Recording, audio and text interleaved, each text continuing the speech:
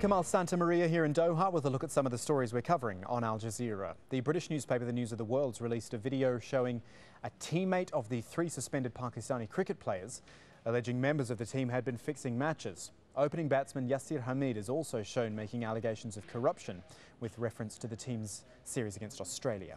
Al Jazeera's Paul Brennan is covering the story for us from London.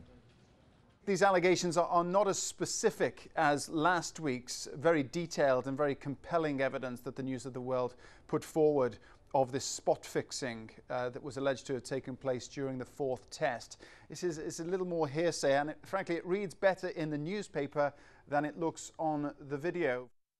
In other news, the Greek government says it's planning new laws to cope with the enormous influx of illegal immigrants heading to the country.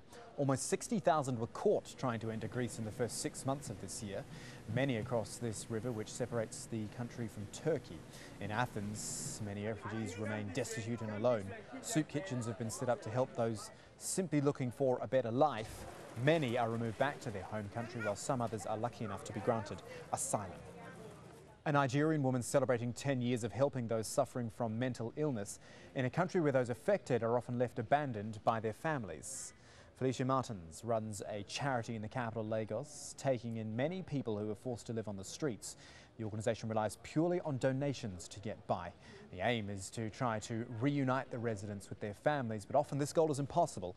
The World Health Organization says mental health is considerably neglected in Nigeria and is an issue that society is reluctant to address. Al Jazeera's Bulletin went to the charity to see the good work being done. Around 50 children are staying at this home. Now they're here because their mothers were rescued from the streets. So the challenge isn't just how to care for the women, but how to look after all their children as well. Just some of the stories we're looking at here on Al Jazeera, the latest on those and plenty more, of course, at aljazeera.net/English.